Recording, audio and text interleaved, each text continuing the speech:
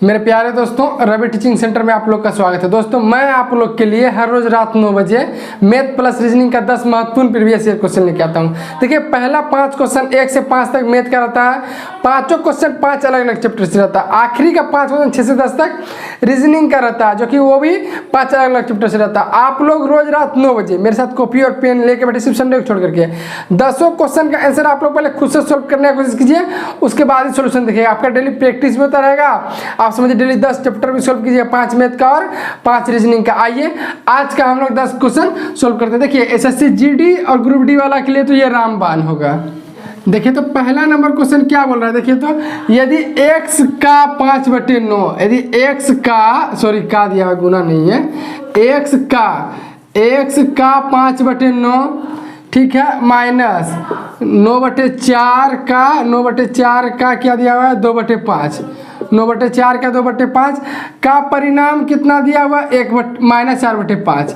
इतना का परिणाम है -4/5 हो तो x का मान क्या होगा। देखिए, इतना माइनस इतना दिया हुआ, ठीक है, ये दिया हुआ, ठीक है, इतना का परिणाम बोल रहा है ये है, तो x का मान क्या होगा। मतलब क्या समझे, इतना का परिणाम दिया हुआ ये है, मतलब इतना बराबर ये दिया हुआ है, परिणाम दिया हुआ है, तो इतना बराबर परिणाम दिया हुआ, मतलब इतना बराबर ये दिया हुआ है -4/5, तो पूछ रहा है x का मान क्या होगा। देखिए, तो आप लोग बोर्ड मास से जानते हो, पहले ब्रैकेट का काम होता है, ब्रैकेट दोनों जगह, उसके बाद ऑफ बोले तो का है। देखिए, x का मतलब गुना होता है, क्या होगा 5/9 माइनस, देखिए अब इसका ब्रैकेट काम कीजिए, 9 ब्रैकेट के अंदर ही रहना चाहिए, 9/4 गुना 2/5, ठीक है, बराबर। देखिए, इतना का परिणाम दिया है कितना, -4/5, तो x का मान पूछ रहा है। अब देखिए, तो यहाँ काटिए, 2 से 2 बार में कट जाएगा 4। अब 5 को x से गुना कीजिए, 5x/9 माइनस, देखिए अब 9/5 9/10 बराबर कितना है, -4/5।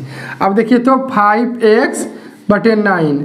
अब देखिए, तो इसको उधर भेज दीजिए, इधर क्या है, -4/5 है, आई माइनस मिल जाएगा, इधर क्या है, प्लस 9/10 हो जाएगा। अब फिर सोल्व कीजिए, तो देखिए 5x/9 बराबर क्या होगा। देखिए, 5 और 10 का नीचे लगे, एलसीएम लीजिएगा 10, तो 5 दूना 10, 4 दूना 8, -8 और प्लस 10 से कम 10, 9 हो जाएगा। यहाँ से फिर क्या होगा, 5x/9 बराबर क्या होगा। देखिए, माइनस प्लस माइनस 9 में 8 जाएगा, बड़ा है 9, तो प्लस है तो 1 हो जाएगा, 1/10। अब कोना कोनी गुना कीजिएगा, तो 10 को 5 से गुना कीजिएगा, क्या हो जाएगा, 10 × 5 = 50x बराबर 9 एकम 9, ठीक है। तो x का मान पूछ रहा है, x बराबर क्या होगा, 9/50। x बराबर होगा 9/50। तो अब देखिए, x का मान x बराबर हो गया, x बराबर है 9/50। अब इसको भाग दीजिए, तो क्या लिखिएगा, भाग 0 लिखिएगा, 0 लिखिएगा तो 0 बैठेगा, पॉइंट होगा, ठीक है, 0 से 0 कट जाएगा, 5 एकम 5 हाथ में रहेगा शेष। अब फिर यहाँ 0 बैठेगा, 5 8 40, ठीक है। 9 को 5 से 50 से भागा दिए तो सोल्व की कितना आ गया, x का मान कितना आ गया, 0.18। किस ऑप्शन में है, 1 नंबर ऑप्शन, 1 नंबर ऑप्शन में 0.18। देखिए, इतना माइनस इतना का परिणाम ये दिया हुआ था, तो x का मान पूछ रहा था। हम लोग सबको आराम से एक सोर्स से सोल्व कर दिए, x का मान कितना गया, 0.18, 1 नंबर आंसर। देखिए, तो दूसरा नंबर क्वेश्चन क्या बोल रहा है। दूसरा नंबर क्वेश्चन है, एक परिवार के 6 सदस्यों की औसत आयु 25 है, ठीक है, 6 सदस्यों की औसत आयु 25 है। यदि परिवार के सबसे छोटे सदस्य की आयु 15 है, परिवार में सबसे छोटे सदस्य की आयु, औसत आयु नहीं है, आयु कितना है, 15 है, तो सबसे छोटे सदस्य के जन्म के समय परिवार की औसत आयु वर्षों में क्या थी। देखिएगा आप लोग, क्या बोल रहा है, 6 सदस्यों का औसत आयु 25 है। अब बोल रहा है, जबकि छोटा वाला सबसे छोटा सदस्य जो है परिवार का, उसका उम्र 15 साल है। अब देखिए, तो परिवार के 6 सदस्यों का औसत आयु 25 है, तो 6 का पूरा उम्र जानना हो, टोटल 6 का उम्र मिला कितना, कैसे निकालिएगा टोटल में। देखिए, तो अब देखिए, औसत को यदि संख्या से गुना कीजिए तो टोटल निकलता है, औसत को यदि संख्या से गुना कीजिए तो टोटल निकलता है। 6 को 25 से गुना कीजिए, 25 से कितना होता है, 150। समझिएगा आप बात, 6 सदस्यों की औसत आयु 25 साल है, तो हमको 6 का उम्र जानना है, टोटल उम्र कितना है, तो संख्या को औसत से गुना कर दिए, टोटल निकलेगा 25 से 150, मतलब 6 का उम्र को आप जोड़िए तो कितना होगा, 150। जबकि वो बोल रहा है कि सबसे छोटा वाला का उम्र 15 साल है, तो यही बोल रहा है जब सबसे छोटा वाला का जन्म के समय परिवार का औसत आयु क्या था। देखिए, आप समझिएगा, आराम से निकालना है। छो का टोटल उम्र कितना आ गया 150, जबकि बोला सबसे छोटा वाला का उम्र कितना है 15 साल। अच्छा हम 150 में अब सबसे छोटा वाला का उम्र घटाते हैं, आप बात समझिएगा, उम्र घटाने दीजिए, सबसे छोटा वाला का उम्र घटाते हैं, कितना है 135। सबसे छोटा वाला का उम्र हम घटा दिए एक ठो का, जिसका उम्र था सबसे छोटा 15 साल का था सबसे छोटा वाला, इसका उम्र घटा दिए, तो अब सदस्य कितना बच गया 5, चूँकि 6 सदस्य का था टोटल का 150, तो सबसे छोटका का उम्र घटा दिए हैं, तो अब सदस्य की संख्या 5 बच गया। पाँचों का उम्र टोटल कितना है 135 है, आप समझिएगा, पाँचों का उम्र कितना बच गया 135 बच गया, छोटा वाला का घटा चुके हैं, तो छोटा वाला का घटा दिए समझिए, तो 0 में चल गया, मतलब इसके जन्म के समय 15 साल छोटा वाला का भी, तो इस जिसका अभी उम्र जो छोटका वाला का 15 है उसका जोड़ ही के ना 150 हो रहा था, तो उसका उम्र घटा दिए 150, ठीक है, 15 घटा दिए तो 135 आ गया।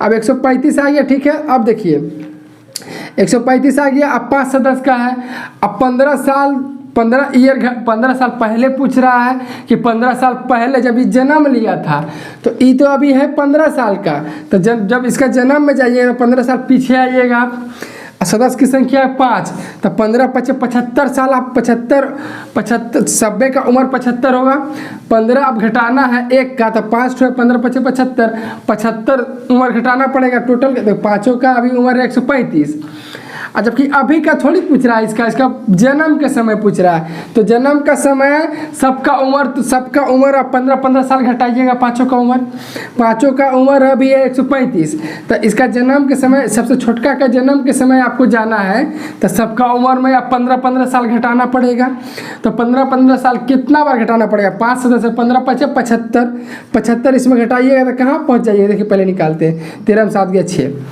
75 आप घटा दिए ना आप 135 में, तो आप कहाँ पहुँच गए, इसके जन्म के समय, जो इसका उम्र 15 साल है, जिसका उम्र अभी 15 साल है, इसके जन्म के समय आप पहुँच गए। इसके जन्म के समय पाँचों सदस्य का उम्र टोटल कितना था 60 साल, इसके जन्म के समय देखिए अभी का तो 135 आ गया पाँचों सदस्य का, लेकिन इसके जन्म के समय का औसत पूछ रहा, तो 15 घटाएंगे 5 सदस्य है, तो 15 को पाँचों का 15 बजे 75 घटा दिए 60 आ गया।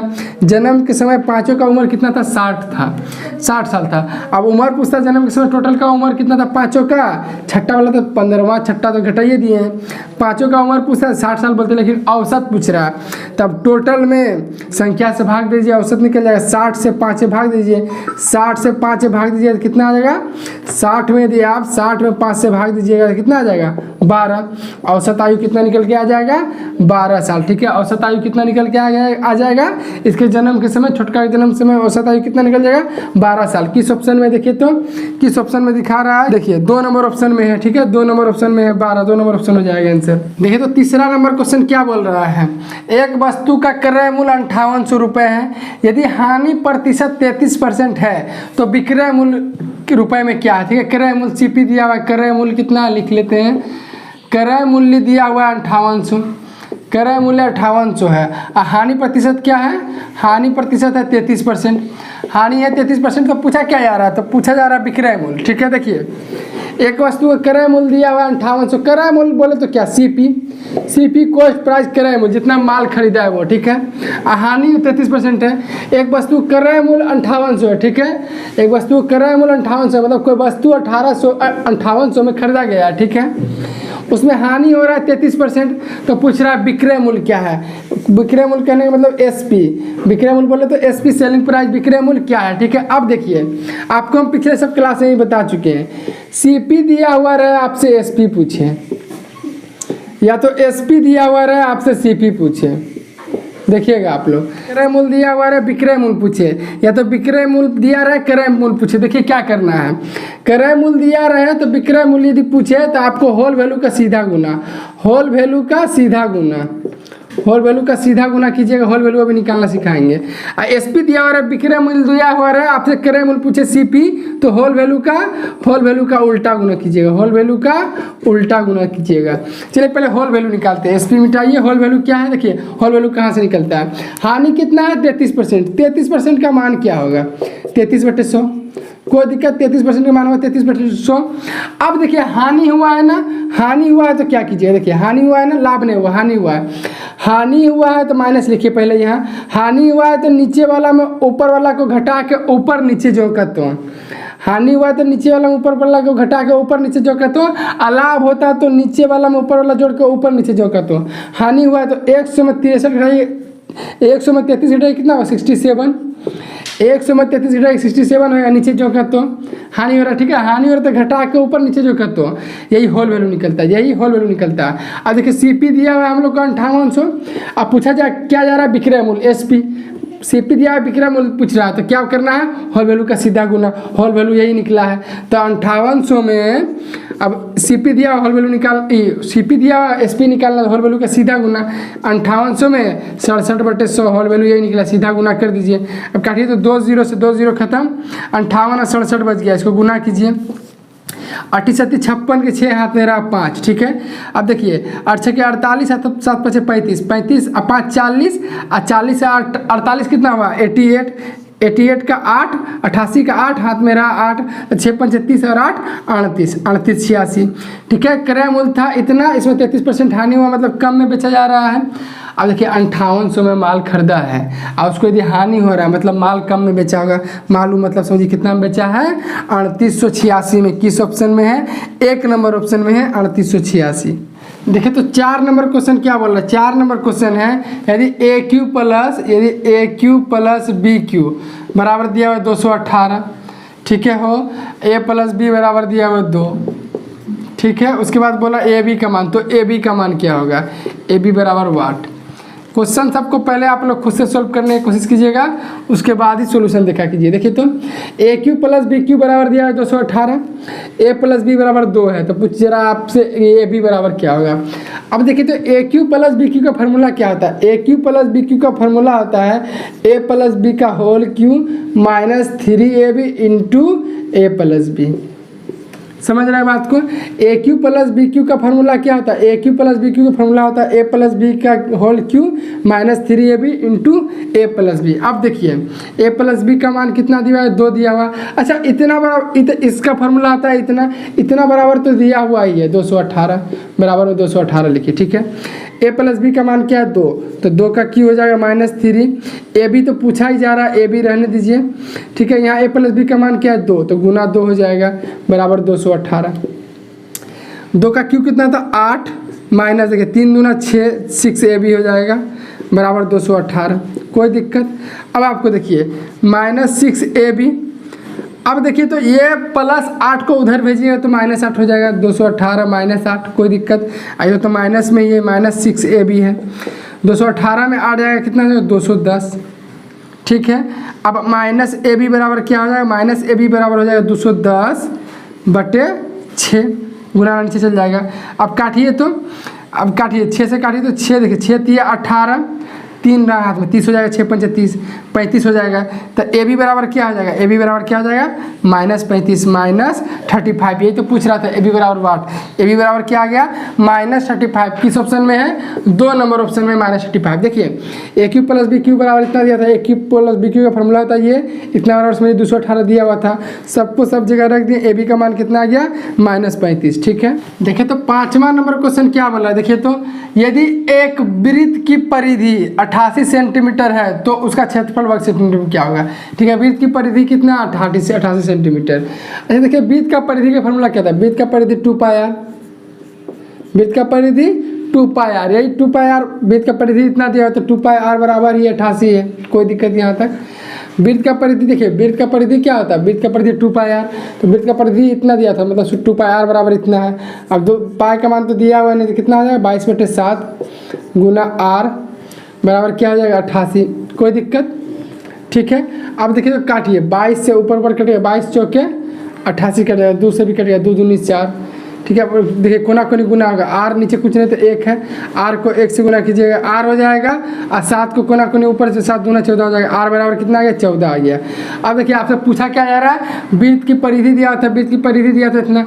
अब जब वृत्त का क्षेत्रफल क्या हो, वृत्त का क्षेत्रफल पूछा था, वृत्त का क्षेत्रफल क्या होता है पाई आर स्क्वायर, वृत्त का क्षेत्रफल कितना होता है पाई आर स्क्वायर, यही पूछा जा रहा है। वृत्त का क्षेत्रफल क्या होगा, तो वृत्त के क्षेत्रफल का फॉर्मूला क्या होता है पाई आर स्क्वायर। इसमें रखिए पाई का मान कितना लीजिएगा, नहीं दिया है तो 22/7 गुना आर का मान तो दिया है 14, तो स्क्वायर है तो 2 बार 14 14 हो जाएगा गुना, ठीक है। स्क्वायर है तो 2 बार होगा, काटिए तो 7 दूना 14, 7 दूना 14 होगा। आप देखिए 14 दूना 28 गुना 22, 28 गुना 22 कर दीजिए, आंसर निकल जाएगा, ठीक है।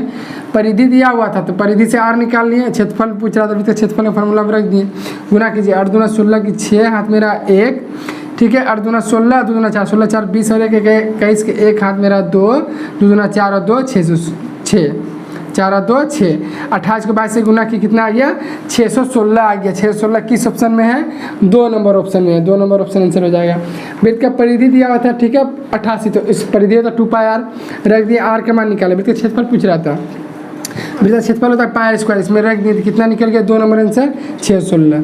देखिए तो 6 नंबर क्वेश्चन क्या बोला, 6 नंबर क्वेश्चन है 3 5 3 है 5 है 1 है और 35 है, ठीक है। इधर क्या है 4 है 7 है 2 है, उसके बाद क्या है 69 है 69 है, उसके बाद क्या है 6 है 3 है 7 है और क्या है 8 है, इतना दिया हुआ है, ठीक है। और देखिए इतना दिया हुआ आपसे पूछा जाए वाट की जगह पे क्या होगा, ठीक है। देखिए हम आपको रोज रात 9 बजे सिर्फ संडे को छोड़कर पहला 5 क्वेश्चन 1 से 5 तक मैथ का बताते हैं, पाँचों क्वेश्चन 5 अलग अलग चैप्टर से रहता है। आज का हम लोग मैथ का 5 क्वेश्चन सोल्व कर चुके हैं, अब हम लोग 6 से 10 तक रीजनिंग का क्वेश्चन सोल्व करेंगे, ये भी 5 क्वेश्चन रीजनिंग का 5 अलग अलग चैप्टर से रहता है, ठीक है। आइए अब रीजनिंग क्वेश्चन सोल्व करेंगे 6 से 10 तक, ठीक है। 3 5 1 35 4 7 2 69 6 3 7, तो यहाँ पे 1008 क्या होगा। ऐसे सब क्वेश्चन में कहीं भी ये नहीं बोला जाता कि इधर से कीजिए इधर से कीजिए, वो आपको अपने से खुद से सोचना पड़ेगा कि इसमें क्या रूल फॉलो हो रहा है जो यहाँ पे होगा। मान लीजिए देखिए 3 का स्क्वायर कीजिए, 3 का स्क्वायर कीजिएगा 9, कोई दिक्कत। 5 का स्क्वायर कीजिएगा 25, कोई दिक्कत। 1 का स्क्वायर कीजिएगा 1, कुछ भी हो सकता है, स्क्वायर हो जाए क्यू हो जाए, ये दोनों गुना करके इसको जोड़ दें, कुछ भी हो सकता है। वो अपना माइंड उतना डेवलप करना पड़ेगा, आपको प्रैक्टिस करना पड़ेगा तब आप बना पाइएगा। 3 का स्क्वायर 9, 5 का स्क्वायर 25, 1 का स्क्वायर 1, सबको जोड़िए 9 5 14 1 15 के 5 हाथ मेरा 1 2 1 3 35 निकल गया क्या 35। क्या कर रहे हैं, सबका स्क्वायर निकाल के जोड़ दे रहे हैं, नीचे वाला निकल जा रहा है। 4 है 4 का स्क्वायर 16, 7 है 7 का स्क्वायर कीजिएगा 49, 2 है 2 का स्क्वायर कीजिएगा 4, सबको जोड़िएगा 9 6 15 4 19 के 9 हाथ मेरा 1 4 1 5 और 1 6 69 निकल गया। समझ रहे हैं आप, तो यहाँ आंसर क्या हो जाएगा 6 है 6 का स्क्वायर कीजिएगा 36, 3 है 3 का स्क्वायर कीजिएगा 9, 7 है 7 का स्क्वायर कीजिएगा 49 49, सबको जो 9 9 18 18 अच्छे 18 से 24 के 4 हाथ मेरा 2 4 3 7 और 2 9 94 94। यहाँ पे वाट की जगह पे क्या हो जाएगा 94 हो जाएगा, 94 हो जाएगा। किस ऑप्शन में है, 1 नंबर ऑप्शन में है 94। देखिए तो 7 नंबर क्वेश्चन क्या बोला रहा है, 7 नंबर क्वेश्चन है कथन निष्कर्ष वाला सवाल है, ठीक है। पहला नंबर कथन क्या दिया हुआ है, सभी मछलियाँ कछुए हैं। अच्छा सभी मछलियाँ जो है, सभी मछलियाँ आप समझिएगा, सभी मछलियाँ छो कैसे लिखा गया, सभी मछलियाँ क्या है कछुए हैं, मतलब सभी मछली जो है कछुआ के अंदर आएगा, सभी मछली जो है वो कछुए हैं, सभी मछली कछुए हैं, ठीक है, सभी मछली कछुए हैं। चलिए दूसरा वाला क्या बोल रहा है, कोई कछुआ मगरमच्छ नहीं है, कोई कछुआ जो है, कोई कछुआ मगरमच्छ नहीं है, मतलब मगरमच्छ अलग से रहेगा, मगरमच्छ। समझ रहे हैं आप। देखिए बोल रहा था सभी मछलियाँ कछुए हैं, तो सभी मछलियाँ कछुए का मतलब क्या, सारा मछली जो है कछुए के अंदर आएगा। देखिए कथन निष्कर्ष वाला सवाल है, हमको कथन निष्कर्ष पढ़ा चुके हैं, आपको देखना है डिस्क्रिप्शन बॉक्स में लिंक है। कथन निष्कर्ष वाला देखिए सभी मछलियाँ कछुआ है, तो सभी मछली कछुआ के अंदर आ गया। अब बोला कोई मगरमच्छ कछुआ नहीं है, मतलब मगरमच्छ या कछुआ भाई सटना नहीं चाहिए, क्या बोल रहा है कोई मगरमच्छ जो है कछुआ नहीं है, दोनों अलग अलग है, ठीक है। हो गया, ये हम लोग का बन गया। निष्कर्ष क्या बोला, पहला कोई मगरमच्छ मछली नहीं है, कोई मगरमच्छ मछली नहीं, आपको बताना सही है कि गलत है। कोई मगरमच्छ मछली नहीं है, सही बात है भैया, मगरमच्छ तो यहीं तक है, मछली यहाँ पे है, मगरमच्छ और मछली के बीच कोई संबंध बन रहा है क्या, नहीं बन रहा है, मतलब पहला निष्कर्ष सही हो गया, ठीक है। दूसरा निष्कर्ष पढ़ते हैं। कोई मछली मगरमच्छ नहीं है, कोई मछली मगरमच्छ नहीं है, ठीक है। बात सही है भैया, मछली और मगरमच्छ में तो कोई कॉम्बिनेशन नहीं बन रहा है, सटिए नहीं रहा है, तो नहीं होगा। तो दूसरा नंबर में निष्कर्ष सही हो जाएगा, दोनों निष्कर्ष सही होगा। कौन ऑप्शन हो जाएगा? 3 नंबर देखिए ऑप्शन, निष्कर्ष 1 और 2 दोनों सही है, 3 नंबर ऑप्शन हो जाएगा आंसर। देखिए तो 8 नंबर क्वेश्चन क्या बोल रहा है? 8 नंबर क्वेश्चन है, किसी निश्चित कूट भाषा में इतना को इतना लिखा जाता है, उस भाषा में इतना को कैसे लिखेंगे? ठीक है, क्या लिखा गया है कूट भाषा में? HAMMER, यही है। इतना क्या लिखा गया है? ICP और क्या है? QJX, इतना को इतना लिखा गया है। तो पूछा क्या जा रहा है हम लोग से? WRENCH, इसी का क्या होगा? समझ रहे हैं आप बात को? किसी कूट भाषा में इतना को इतना लिखा गया तो पूछा जा रहा है इतना को आप क्या लिखिएगा। चलिए पहले इसको देखेंगे, इसमें क्या हो रहा है, तब ना इसको निकाल पाइएगा इसमें क्या हो रहा है। इसमें क्या हो रहा है देखिए, तो सिंपल तो लग रहा है। H में 1 बढ़ाने से HI, S में 1 बढ़ा रहे हैं तो I हो जा रहा है। A में देखिए तो A में देखिए ABC 2 बढ़ा रहे हैं तो C हो गया। M में देखिए तो NOP 3 बढ़ा रहे हैं तो। ऐसा नहीं कीजिए कि 1 2 3 पढ़ रहा है तो आगे 4 5 6 बढ़ा दीजिएगा, नहीं। हम आपको एक सवाल बताए थे पहले कभी कि ऐसा नहीं, 5 तक माने कि ऐसे बढ़ेगा, छठा बदल सकता है। इसलिए आप लोग पहले पूरा सोल्व कर लीजिए, जैसे यहाँ पूरा निकाल लीजिएगा तो यहाँ अपना आप एक्स्ट्रा दिमाग लगाते रहिएगा, लेकिन यहाँ पहले आपको क्वेश्चन में पूरा काम करना होगा, ठीक है। M में आप देखिए M NOPQ 4 बढ़ रहा है। E में कितना बढ़ रहा है? J बनेगा E FGHIJ 5 बढ़ने से, ठीक है, +5। R में कितना बढ़ेगा? X होगा R STUVWX 6, X में R में 6 बढ़ने के बाद X हो रहा है। क्या हो रहा है? 1 2 3 4 5 6 इस तरह से बढ़ रहा था, हम लोग इसमें ही बढ़ाते हैं। W में पहले 1 बढ़ा तो 1 बढ़ाएंगे, W में 1 बढ़ाएंगे, W X हो जाएगा। E में 2 बढ़ाएंगे, R में 2 बढ़ाइए, R ST हो जाएगा XT, ठीक है। E में 3 बढ़ाइएगा, 1 बढ़ा 2 बढ़ा 3 E FGHH हो जाएगा। उसके बाद N में 4 बढ़ेगा, N OPQR हो जाएगा, ठीक है। इसमें 5 बढ़ेगा, C DEFGHH हो जाएगा। और उसके बाद लास्ट में 6 बढ़ेगा, H IJKLMN हो जाएगा। हम लोग का इतना का आंसर क्या हो जाएगा? इतना को इतना लिखा जाएगा। किस ऑप्शन में है? XTHRHN, 2 number option, 2 number option हो जाएगा आंसर, ठीक है। देखिए तो 9 नंबर क्वेश्चन क्या बोल रहा है? प्रणव 10 किलोमीटर उत्तर में गया, फिर वह पश्चिम में मुड़कर 10 किलोमीटर चला, फिर वह दक्षिण में मुड़कर 5 किलोमीटर चला, अंत में वह पूरब में मुड़ा और 10 किलोमीटर चला, ठीक है।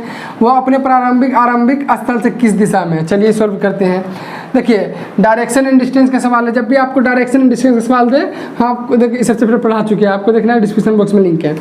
जब भी आपको डायरेक्शन एंड डिस्टेंस का सवाल दे, आप लोग हमेशा एक चीज़ याद रखिए, NESW क्लॉकवाइज में, घड़ी के दिशा में याद रखिए NESW। N बोले तो नॉर्थ उत्तर, E बोले तो ईस्ट पूरब, S बोले तो साउथ दक्षिण, W बोले तो वेस्ट पश्चिम, ठीक है। NESW आपको याद रहेगा ना। आपको जिधर मन करे आपका उधर आप पूरब पश्चिम उत्तर दक्षिण मान सकते हैं। हम लोग इधर पूरब मानते हैं, ईस्ट मान लिए। पूरब के उल्टा में क्या होता है? पश्चिम, इधर वेस्ट हो जाएगा। देखिए पूरब पश्चिम आप तो किधरों मान लीजिए, लेकिन उत्तर दक्षिण मानने में आप कंफ्यूज कर जाइएगा। उसी को कंफ्यूजन को दूर करेगा आपका ये NESW। क्लॉकवाइज में याद रखना है, घड़ी की दिशा में। अब नीचे क्या लिखिए? घड़ी की दिशा में NESW होना चाहिए, यहाँ N लिखिए तब ना NESW होगा घड़ी की दिशा में, ठीक है, NESW। चलिए अब जो बोलता है कर दीजिए। प्रणव 10 किलोमीटर उत्तर किधर माने? नीचे माने। प्रणव 10 किलोमीटर उत्तर में गया, ठीक है, नीचे 10 किलोमीटर आ गया। फिर वह पश्चिम में मुड़कर 10 किलोमीटर गया। पश्चिम किधर है? इधर। पश्चिम में मुड़कर 10 किलोमीटर गया, इसके बराबर, ठीक है, 10 किलोमीटर चला। फिर वह दक्षिण में मुड़कर 5 किलोमीटर, दक्षिण ऊपर है, दक्षिण में मुड़कर 5 किलोमीटर चला, ठीक है, 5 किलोमीटर चल गया, दक्षिण में 5 किलोमीटर चला। अंत में वह पूरब में मुड़ा और 10 किलोमीटर, अंत में पूरब इधर है, ईस्ट पूरब इधर है, मुड़ा और 10 था, नीचे 10 है तो इसके बराबर आ गया 10, मुड़ा, ठीक है, चला। अब वह आरंभिक स्थल से कितनी दूरी है? आरंभिक स्थल कहाँ है? यहाँ से चलना स्टार्ट किया था, अभी यहाँ है। कितना दूरी किया था देखिए तो देखिए ये 10 था, ये पूरा 10 था, जबकि ये 5 है, ये भी ये कितना है 5 है, इधर 5 है, इधर 5, वो कितना किस दिशा पूछ रहा, दूरी थोड़ी पूछ रहा। अब यहाँ से वो अभी यहाँ है तो ये नीचे की ओर, अभी यहाँ से चलना स्टार्ट किया था, अभी यहाँ है तो नीचे की ओर, इस दिशा में नीचे कौन सा दिशा है, एन बोले तो नॉर्थ, नॉर्थ बोले तो उत्तर किस ऑप्शन में है, 2 नंबर ऑप्शन, यही आंसर हो जाएगा। देखिए तो 10वां नंबर क्वेश्चन क्या बोला, 10वां नंबर क्वेश्चन है गाय है, 10वां नंबर क्वेश्चन क्या है, गाय है, ठीक है, गाय है, दूध है, गाय है, दूध है, यहाँ पे क्या है, मधुमक्खियाँ हैं, यहाँ पे क्या है, मधुमक्खियाँ हैं, ठीक है, यहाँ पे क्या है, मधुमक्खियाँ हैं। तो पूछा जा रहा है कि यहाँ पे वाट क्या होगा। देखिए हल्का ही क्वेश्चन है, ठीक है, कभी कभी हल्का भी क्वेश्चन दिया रहता है, यही हल्का क्वेश्चन है कि ऐसे सीजीएल 2020 में पूछा गया क्वेश्चन है। गाय दूध है तो मधुमक्खियाँ क्या होगा, गाय से हमको दूध प्राप्त होता है, गाय से हम लोग को क्या प्राप्त होता है, गाय से हम लोग को दूध प्राप्त होता है, तो मधुमक्खियाँ से क्या प्राप्त होगा, मधुमक्खियाँ से शहद प्राप्त होगा। गाय से दूध प्राप्त होता है, मधुमक्खियाँ से क्या प्राप्त होता है, शहद प्राप्त होता है। गाय से हम लोग को दूध प्राप्त होता है, मधुमक्खियाँ से शहद प्राप्त होगा। किस ऑप्शन में है, 2 नंबर ऑप्शन है, यही आंसर हो जाएगा 2 नंबर ऑप्शन, ठीक है। देखिए आप लोग देखिए, हम आपको रोज रात 9 बजे सिर्फ संडे को छोड़ करके 1 से 5 तक पहला 5 क्वेश्चन मैथ का बताते हैं, 5 क्वेश्चन 5 अलग अलग चैप्टर से पूछा जाता है, ठीक है। आखिरी का 5 क्वेश्चन 6 से 10 तक रीजनिंग का बताते हैं, ये भी क्वेश्चन 5 अलग अलग चैप्टर से पूछा जाता है, ठीक है। आप लोग देखिए रोज रात 9 बजे, आप लोग रोज रात 9 बजे मेरे साथ कॉपी और पेन लेके बैठिए।